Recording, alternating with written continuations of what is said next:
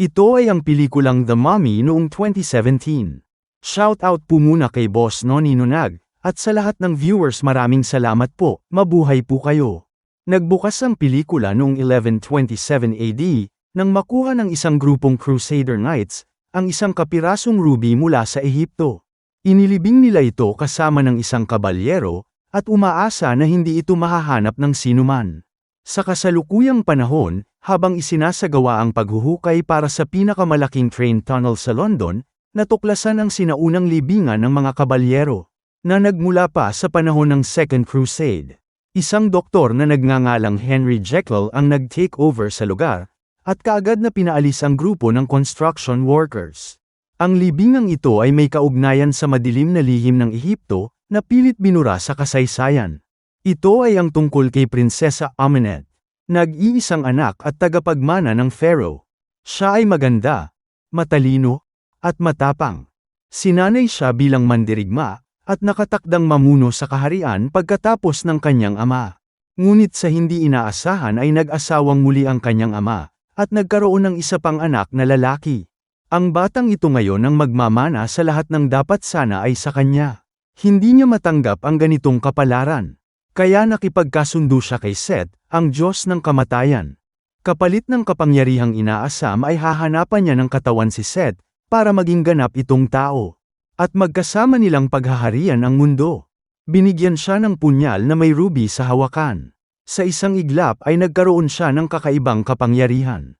Napuno ng tato ang buo niyang katawan, at ang pupils sa bawat mata ay naging dalawa. Isa na siyang ganap na halimaw. Pumasok siya sa silid ng ama saka ito pinatay. Pati ang asawa nito, at ang bagong panganak na sanggol ay walang awa niyang pinaslang.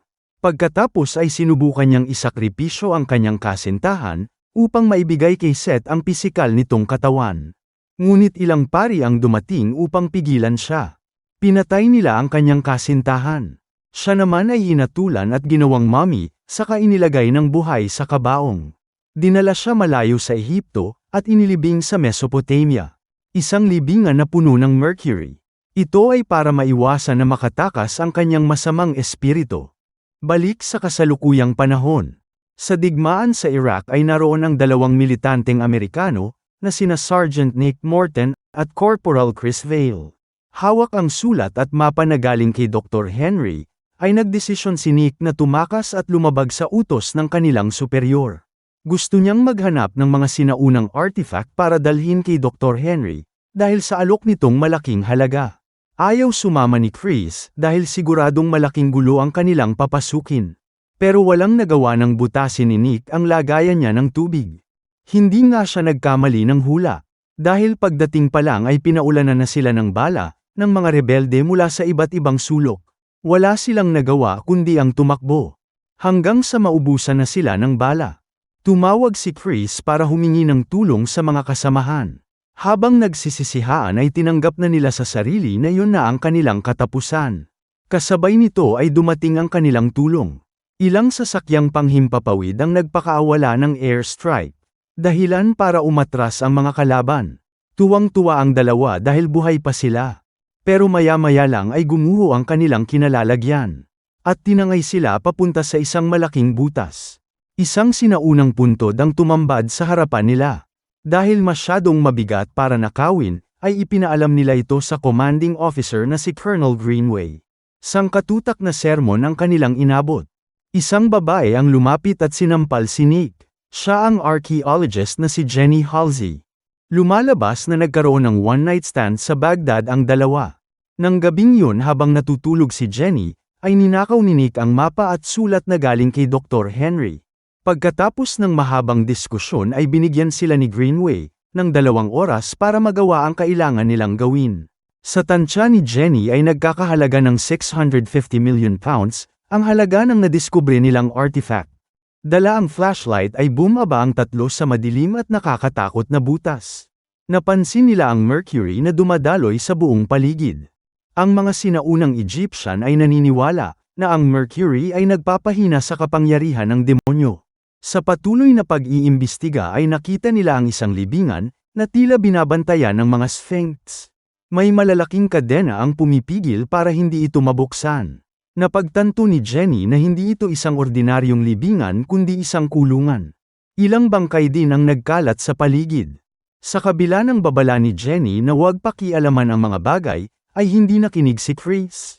Dinampot ang mga alahas sa lapag, at patago na inilagay sa dalang bag. Tumawag si Greenway at iniutos na umalis na sila.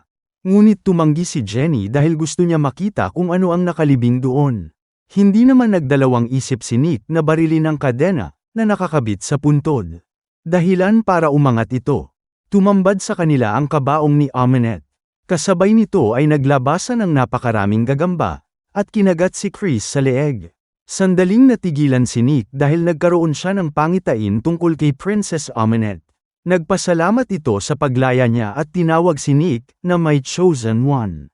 Ibinalik siya ni Jenny sa kamalayan at humingi ng tulong na mailabas doon ang kabaong. Habang iniaangat ay mapapansin ang pagdami ng uwak sa paligid. Inilipat nila ito sa mas malaking aircraft at nakatakdang dalhin sa Britain. Muli ay nagkaroon ng pangitain si Nick. Siya ang lalaking nakatakdang ialay ni Amanette kay Seth. Nagpakita naman ng kakaibang kilos si Chris sanhi ng kagat ng gagamba. Hanggang sa tuluyang nagbago ang kanyang itsura. Sinubukan niyang buksan ang kabaong. Pinigilan siya ni Greenway pero sinaksak niya lang ito ng ilang beses. Naalarma ang ibang sundalo ngunit pinigil sila ni Nick. Pero nang makita na wala na ito sa sariling katinoan, ay siya na mismo ang pumatay sa kaibigan. Sa gitna ng biyahe ay nagkaroon ng aberya ang eroplano. Makikita sa unahan ang kumpol ng uwak na makakasalubong nila. Nabasag ang salamin, at kaagad na namatay ang dalawang piloto. Sinikap ni Nick na makuha ang natitirang parachute at maisuot kay Jenny. Mabilis ang pagbulusok ng eroplano. Tumilapon palabas ang mga sakay nito. Sa tulong ni Nick ay ligtas na nakalabas si Jenny. Siya naman ay naiwan at kasama ng eroplano na bumagsak. Lahat ng sakay maliban kay Jenny ay idineklarang patay. Ngunit si Nick ay himalang nabuhay. Ang mas nakapagtataka ay wala man lang siyang tinamong pinsala. Lumitaw din ang multo ni Chris. May gusto itong sabihin, pero naudlot dahil dumating si Jenny kasama ang ilang doktor. Labis nilang ikinagulat na makitang buhay si Nick. Sa lugar kung saan bumagsak ang eroplano, ay may dalawang opisyal ang nag-iinspeksyon. Nakita ng isa ang kabaong na nasira sa pagbagsak. Nang buksan niya ito ay inatake siya ni Amanette, at sinipsip ang enerhiya niya sa katawan. Lumapit ang isa pang opisyal at ganun din ang sinapit niya. Sa ganitong proseso ay unti-unting bumabalik ang dating itsura ni Amanette. Inutusan niya ang dalawang biktima na bumangon at maging kanyang alipin. Hindi pa din maintindihan ni Jenny kung paanong nakaligtas si Nick sa aksidente, at wala ni isang gasgas sa katawan. Gayunpaman, nagpasalamat siya sa pagliligtas nito sa kanyang buhay. Nabanggit niya ang tungkol sa prinsesa ng Ehipto, na sadyang binura sa kasaysayan. Matagal nang hinahanap ng grupo niya ang sinaunang punyal, na kung tawagin ay Dagger of Set. Ang nasabing kutsilyo at ang batong kasama nito, ay may kapangyarihan na mabigyan ng pisikal na anyo, ang Diyos ng kamatayan na si Set. May nakuha silang impormasyon na napasa kamay ito ng mga Crusader Knights, daang taon na ang nakakaraan. Inihiwalay ang bato sa punyal at inilibing kasama ng isang kabalyero. Muli ay nagpakita ang multo ni Chris, at sinabi kay Nick na siya ay nasa ilalim ng isang sumpa. Sa labas ay sumulpot ang kalansay ni Amanette. Kasabay nito ay naglabasan ng napakaraming daga. Inatake siya hanggang sa wala na siyang kawala. Hinila siya ni Jenny dahil nasa gitna pala siya ng kalsada. Sa mga naranasang pangitain ay naniniwala na siya, na totoo ang kwento tungkol kay Amanette. Niyaya niya si Jenny na pumunta sa lugar kung saan bumagsak ang eroplano. Parang pamilyar sa kanya ang lumang gusali na kanilang dinaanan. Maya-maya ay namalaya niya na lang na nasa loob na siya ng lumang simbahan. Pinagtulungan siyang dukutin ng mga zombie, at dinala sa harap ni Amanette. Binasag ang isang estatwa kung saan nakatago ang punyal. Itutuloy na niya ang naudlot na ritual, ngunit natigilan ng mapansin na wala ang ruby sa hawakan. Dumating si Jenny na natulala sa nasaksihan. Sinugod siya ni Amanette at itinapon sa isang sulok. Nagawa naman ni Nick na makawala sa mga zombie. Tinulungan niya si Jenny bago pa siya mapatay ni Amanette. Nagawa nilang makalabas at makasakay sa van. Hindi makapaniwala si Jenny na hawak niya ngayon ang dagger ni Seth. Naramdaman naman ni Nick na konektado siya kay Aminette, dahil kapag naiisip niya ito ay bigla itong sumusulpot. Sinikap nila na tuluyang makalayo sa lugar.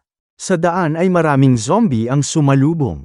Hindi sila tinigilan hanggang sa mawalan ng kontrol ang sasakyan, at tuluyang mahulog sa bangin. Dumating uli si Aminette. Sinubukan ni Nick na lumaban, pero ibinalibag lang siya nito. Nilapitan nito si Jenny pero biglang may pumana mula sa likuran. Pinagbabaril siya ng mga armadong lalaki gamit ang Mercury, na tuluyang nagpahina sa kanyang kapangyarihan. Pati si Nick ay hinuli din at pinatulog.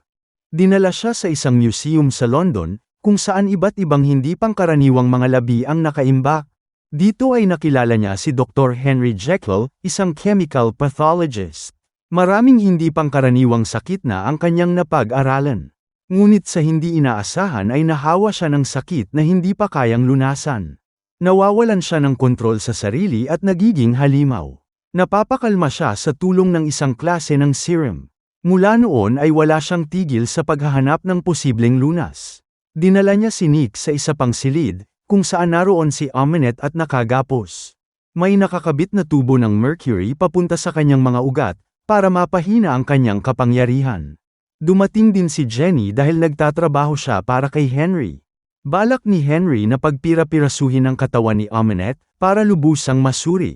Na tinutulan ni Jenny dahil ito lang ang nag-iisang patunay sa lihim na kasaysayan ng Ehipto. Ipinangako ni Henry kay Nick na tutulungan siya na maalis ang sumpa. Ngunit sinabi ni Aminette na ang kanyang kapalaran ay nakatakda na, at ang sumpa ay hindi na mababawi pa. Sa nahukay na lumang libingan sa London, ay tinipon ang mga natagpuang labi. Isang kumikinang na bagay ang nakita sa mas malalim na parte. Kasama sa kalansay ng isang kabalyero, ay ang ruby na kukumpleto sa punyal ni Seth. Naramdaman ni Aminette ang presensya ng bato.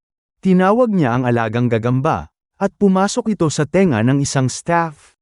Nawala sa katinoan ang lalaki, at sinira ang makina na nagsusupply ng mercury papunta kay Aminette. Nakarating na sa kaalaman ni Henry ang pagkatuklas sa ruby. Ipinagtapat niya kay Nick ang totoo niyang plano. Balak niya itong isakripisyo kay Seth. Dahil ito lang ang naiisip niyang paraan, para malunasan ang kakaiba niyang karamdaman. At para mailigtas din ang sangkatauhan. Nagulat si Jenny sa narinig dahil wala ito sa kanilang plano. Maya-maya ay sinumpong na naman ng sakit si Henry. Pero bago niya maiturok ang serum ay kinuha ito ni Nick. Nakipagkasundo na baguhin ang plano ukol sa kanya. Hanggang sa tuluyan ang naging halimaw si Henry. Nakatakbo palabas ng silid si Jenny at si Malik. Pero si Nick ay napagsarhan ng pinto. Binugbog siya ng husto ni Henry. Sobrang lakas nito at hindi niya kayang labanan. Nadampot niya ang gamot at naiturok sa katawan nito. Bumalik si Henry sa sariling katinoan. Nang makalabas ng silid ay nagmamadali sila ni Jenny, para hanapin ang ruby at sirain. Tuluyan namang nakawala si Aminette sa pagkakagapos. Inatake ang mga bantay at pinatay ang mga ito. Nagpakawala ng malakas na kapangyarihan, na bumasag sa mga salamin sa paligid. Sinira niya din ang lahat ng gusali na kanyang madaanan. Sinikap naman ni Nick at Jenny na makaligtas sa mga pagsabog. Nagpakita uli sa kanya ang multo ni Chris, at itinuro ang mas mabilis na daan. Narating na ni Aminette ang libingan. Inutusan niya ang mga kalansay na bumangon. Pinatay ng mga ito ang lahat ng sundalong bantay. Nakuha niya ang ruby, at ibinalik ito sa hawakan ng punyal. Sa daan ay sinalubong si Nick at Jenny ng maraming zombie. Nagtulungan ang dalawa na makatakas sa mga ito. Pero nalaglag naman sila sa tubig. Dito ay sumulpot si Aminette mula sa likuran, at hinila si Jenny sa ilalim. Sinikap ni Nick na masundan sila. Kaya lang biglang nawala sa paningin niya ang dalawa. Nakita niya na lang si Jenny na nakalutang sa tubig. Sa kasamaang palad ay wala na itong buhay. Lumapit si Aminette hawak ang kumpletong dagger ni Seth. Sa galit ay sinugod niya ito. Pero wala siyang kakayahan na lumaban. Umiyak siya habang nakatingin sa bangkay ni Jenny. Naikinagalit ni Aminette kaya lalo siyang pinahirapan. Hinayaan niya lang na halikan siya, habang maingat na kinukuha ang punyal. Muli siyang ibinalibag, pero napansin nito na wala na ang hawak na kutsilyo. Sisirain niya na sana ang bato, pero kinumbinsi siya ni Aminette na pumayag sa ritual. Dahil kapag naging Diyos na siya ay magkakaroon siya ng kapangyarihan, sa buhay at kamatayan. Sa ganitong paraan maibabalik niya ang buhay ni Jenny. Imbis na ibigay ang punyal, ay isinaksak niya ito sa sarili. Sinipsip ng katawan niya ang kinang ng bato, at ang pupil sa magkabilaang mata ay naging dalawa. Sa kabila ng pagpapalitan niyo ay naalala niya ang mga sinabi ni Jenny, na isa siyang mabuting tao. At ang layunin ni Dr. Henry na mailigtas ang mas nakararami. Gamit ang malakas niyang kapangyarihan ay inatake niya si Amunet. Sinipsip ang enerhiya nito, hanggang sa tuluyang bumalik sa pagiging kalansay. Si Jenny naman ay muli niyang binuhay. Nang magising ay hinanap nito si Nick, na noon ay nagtatago sa isang sulok. Binalaan niya ito na huwag lumapit dahil isa na siyang halimaw ngayon. Tuluyan siyang nagpaalam sa babae, kasabay ang pangako na babalik siya sa susunod na mga panahon. Dumating ang grupo ni Henry at kinuha ang kalansay ni Amunet. Inilagay sa isang kabaong na puno ng mercury. At umaasa na hindi na pakikialaman ng sinuman. Naghihintay naman si Jenny at Henry sa muling pagbabalik ni Nick. Gusto nilang malaman kung anong pagkatao ang nangibabaw sa kanya. Ang kabutihan ba, o ang kasamaan? Sa kabilang dako ng desyerto ay makikita si Nick, kasama ang best friend niyang si Chris. Nalabis-labis ang pasasalamat dahil muli niya itong binuhay. Ngayon ay magkasama silang maglilibot sa mundo. Nagbabaka sakali na makahanap ng paraan kung paano sisirain ang sumpa. Huwag niyo po sanang kalimutan na mag-like at mag-subscribe sa aking channel para sa iba pang upload. Maraming salamat po sa panunood.